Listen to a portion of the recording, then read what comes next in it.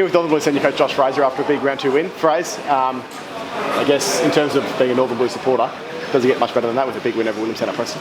I thought the boys were terrific. I think it's a significant moment for us in terms of our reset along with Carlton. I think to beat an opposition like Williamstown is a real credit to our players and the way they applied themselves. So, mate, we're really pleased, but we understand that it's short-lived because we move on pretty quickly and we face Coburg next week. But in terms of today, I was really pleased with the players. Having said that, you talk about Coburg next week, but you must be pretty proud of the boys, especially how they stuck to it against a pretty serious opponent. Oh, no doubt, and we were really disappointed in a lot of ways with our game against Port Melbourne. We felt like we did a lot of things right, but there was some detail around the way we want to play we couldn't get right.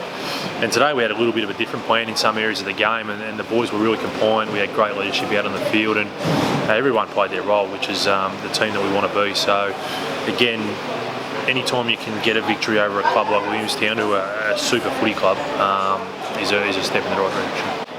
Maybe not necessarily one standout performer today, was it just a case of a lot of players stepping up? Yeah, it was an even performance, there's no doubt. I guess one of the jobs that we had to get done was in the ruck, and Liam Jones was able to go in there and not only hold his own, but at times be really dominant against arguably VFL's best ruckman in Meese. So Jones, he's played forward for us, he's played back for us, and he's gone into the ruck. He's proven to be just a great team man. I thought his game was pretty special. Pretty fast start, but Williamstown were always going to come. Yeah. But then you talk it all half on with the breezy backs heading to the third quarter. Oh, there's a little bit around that. There's a little bit more around our pressure, being able to close down their time and space. They're a dangerous footy club with ball in hand. They move the ball really well, and they've got some quality players across all lines. So we felt like we were on top when our pressure was up. Certainly our mids were doing a great job inside of the contest, and just a matter of maintaining that for longer. One of the things as a footy club we want to be more of is consistent, so I thought today was a good step in that direction. Always a bit hard to compare 12 months ago, especially with a fair bit of personnel changes, but I think it's a 165-point turnaround from that day at Burbank last year. I feel those boys were out there today and really stood up. Yeah, I mean, last year we used it as a real learning opportunity. We came off arguably our darkest days of footy club for a long time at Casey, and we fronted up 6 days later to Williamstown with a team that was really inexperienced and undermanned, and we got a hiding. I think our group's progressed a long way since then. I think the players that we've been able to bring into the footy club, and I speak of O'Shea and Russell and some of the guys that are recommitted, Stevens, Barrett, those types of players, they're all starting to understand what it means to play for our footy club, and again, those lessons learned last year hold them in good stead.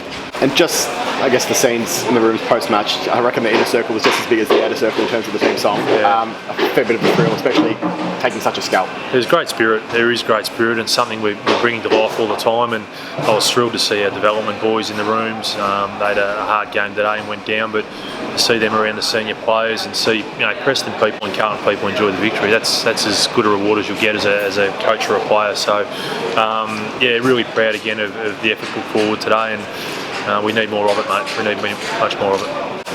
Talk about a big win over, I guess, maybe one of the clubs that you love beating.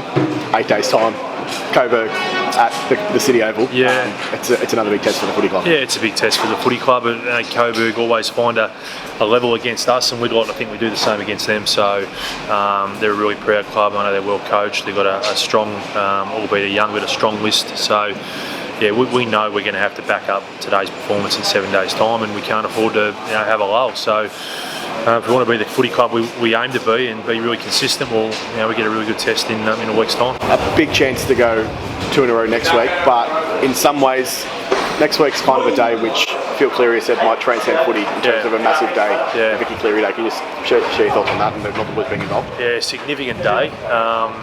I think one of the great things about footy is you get an opportunity to go and do what you love doing, but also attach something really important to it, and that's the case with this Vicky Cleary match. I've got to know Phil a little bit over the years, and he's a terrific person, and he's got great morals, and I know this game means a lot to him. So as a footy club, we're really proud to be involved, as I know Coburg would be. We're hoping to put on a great display on field, but hopefully off field it raises some great awareness around domestic violence and those issues that face so many people in the community each day. So it is an honour from our end to be involved, and on field we're out to get a victory, but off field, both Northern Blues and Coburg, we're really united in making sure that that message is quite strong in the community.